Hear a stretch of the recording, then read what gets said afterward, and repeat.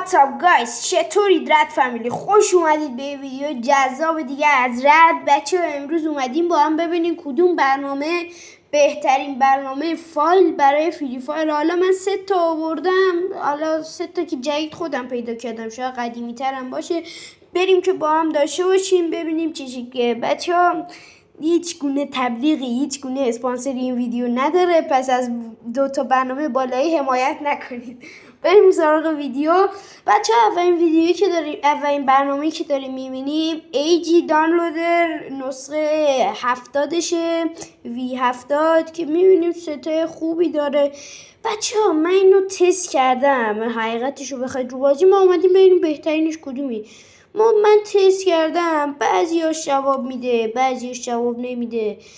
خیلی حال نکردم زیاد باش، ولی خوبه، بد نیست.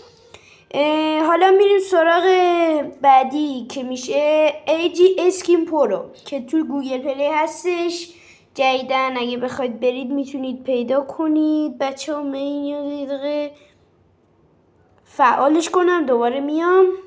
2000 years later. خب بچه ها حقیقتنش من رفتم نگاه کردم دیدم نمیشه فعالش کرد. حالا اشکال نداره، این دوتا زیاد AG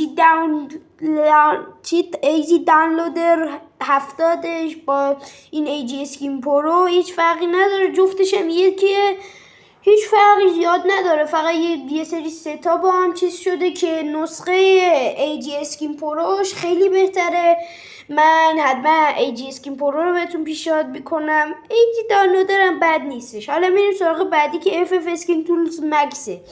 بچه ها اینو قبلا خیلی باش فکر کنم خاطره دارید، خودم خیلی، ولی این فکر کنم این نسخه دیگه شه، چون قبلا که ما میرفتیم توش این شکلی نبود.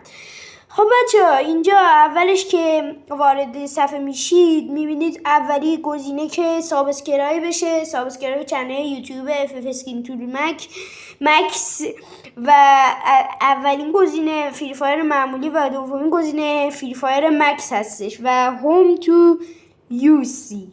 حالا من اشتباه میخونم، شما ایراد نگیرید که میریم سراغش. بچه ها این کل فایلاش کار میکنه، هرچی بزنید کار میکنه. تازه اینا رو هم جدید آورده 2 تا اولی رو. بچه ها هرچی شما این تو بزنید کار میکنه، هر چه بخواید بزنید چه بخواید نزنید و کار میکنه. بچه ها ستاش هم نسبتا خفن‌تره، خیلی گنگتر و خیلی ستاش بهتره به نظر من. که میایم تو این بخش دیگه گان لولی، گان افکتاروشو ایناشه که فقط رو اسکینه آبی که میگیرید، از اون بخش رایگان آبی که میگیرید فقط رو اونا کار میکنه و اینم دنس هایی که داره.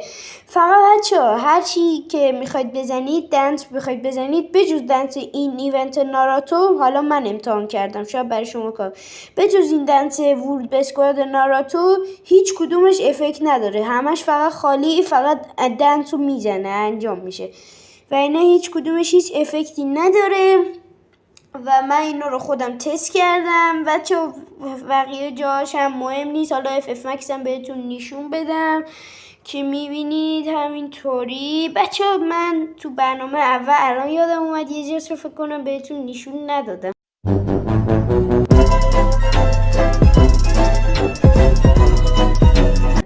بریم ببینیمش اگه باشه، که نه این نبودش، اونم که نمیادش. بچه من برم ببینم اگه تونستم که اینجا. خب بچه اینجا الان فهمیدم که رفت تو. بچه اینجا همین فایله که توی اینجا هستش. بچه نسبتا اسکیانه رو هم، مثلا همین ستی که میبینیم روی کاراکتر آقا یخیه، مثلا تو همون FF اسکین تول پرو مکس بودش و اینا دنسا، اینا همه چه قاطیه، اینا دنسا و اینا. چه ستای خفنی، اینو ندیده بودم که جدید اومده و خیلی ستای گنگ و خفن و مخصوص گیم پلی. بچه ها بهترینشو حالا از نظر من که الان که اومدم نگاه کردم، بهترین توی فایل ست به نظرم اینه. حالا این ستای جدیدش اگه کار کنه بهترین توی فایل ست اینو اینه.